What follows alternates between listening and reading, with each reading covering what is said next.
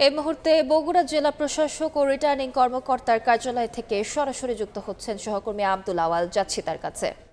আজ শুক্রবার ত্রয়োদশ জাতীয় সংসদ নির্বাচনে বগুড়ার প্রার্থীদের মনোনয়ন যাচাই বাছাই শুরু হয়েছে। শুরুতেই বেলার প্রথমার্ধে বগুড়া এক আসন, যেটি সারিয়াকান্দি এবং সোনাতলা উপজেলা নিয়ে গঠিত, এই দুই উপজেলায় এক আসনে কিন্তু প্রার্থীদের মধ্যে স্বতন্ত্র প্রার্থী শাহজাদি আলম লিপির মনোনয়ন কিন্তু 100% ভোটার না থাকায় বাতিল করা হয়েছে। পাশাপাশি কিন্তু বিএনপির দুজন, জামায়াত ইসলামের একজন এবং গণফোরামের একজন প্রার্থীর মনোনয়ন কিন্তু বৈধ ঘোষণা করেছেন রিটার্নিং কর্মকর্তা, এবং ইসলামী আন্দোলন এবং আরেকজন স্বতন্ত্র প্রার্থীর মনোনয়ন কিন্তু আসলে পেন্ডিং রাখা হয়েছে। আজকে বিকাল পর্যন্ত তাদের কিছু কাগজপাতি জমা দিতে বলা হয়েছে। এছাড়াও বগুড়া 2 শিবগঞ্জ উপজেলা মিলে যে আসনটিতে এখন মনোনয়ন যাচাই বাছাই হবে, সেখানে বিএনপি যিনি প্রার্থী রয়েছেন মির শাহ আলম, তিনি এবং জামাতের শাহাদুজ্জামান সহ ইতিমধ্যেই কিন্তু অন্যান্য প্রার্থীরা এখানে এসেছেন, এবং কিছুক্ষণের মধ্যেই কিন্তু আসলে এখানে যেই মনোনয়ন যাচাই বাছাই রিটার্নিং কর্মকর্তা এবং জেলা প্রশাসক তৌফিকুর রহমান, তিনি কিন্তু এখানে যাচাই বাছাই শুরু করবেন। এবং বগুড়া 2 যেটি আসলে এটি কিন্তু একটি মাত্র শিবগঞ্জ উপজেলা নিয়ে আসলে এই আসনটি গঠিত, এবং সেখানে কিন্তু উপজেলা বিএনপি যিনি সভাপতি রয়েছেন মির শাহ আলম, এবং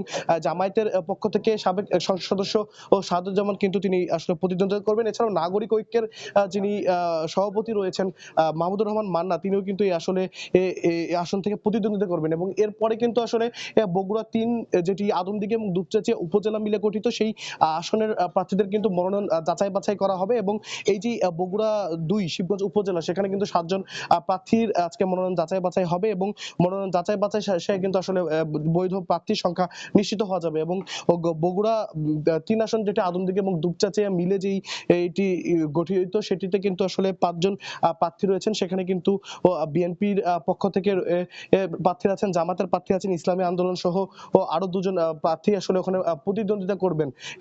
বিশেষ করে যেটি বগুড়া 3 যেটি আসলে আদমদীঘি এবং দুপচাঁচিয়া উপজেলা মিলে গঠিত, সেই আসনে কিন্তু সাবেক সংসদ সদস্য ওর ভাই আব্দুল মুহিত তালুকদার কিন্তু বিএনপির পক্ষ থেকে প্রতিদ্বন্দ্বিতা করছেন। এবং যেহেতু বগুড়া আসলে বিএনপির দুর্গ হিসেবে পরিচিত, সেই জায়গা থেকে প্রতিটি আসনে কিন্তু বিএনপির যারা মনোনীত প্রার্থী তারা কিন্তু রয়েছেন। এবং যেমনটি বলছিলাম যে এই আগামীকালকেও কিন্তু বগুড়ার বাকি যে 3টি আসন, বগুড়া 4টি আসন রয়েছে, 4, 5, 6 এবং 7, আর সেখান থেকে কিন্তু প্রতিদ্বন্দ্বিতা করবেন। এবং বগুড়া 6 আসন থেকে কিন্তু বিএনপির যিনি ভারপ্রাপ্ত চেয়ারম্যান রয়েছেন তারেক রহমান, তিনি কিন্তু এই যে আসন থেকে তিনি কিন্তু প্রতিদ্বন্দ্বিতা করছেন, যার যাচাই বাছাই কিন্তু আগামীকালকে হবে। তো বগুড়া থেকে এই ছিল এখন পর্যন্ত আমার কাছে সর্বশেষ।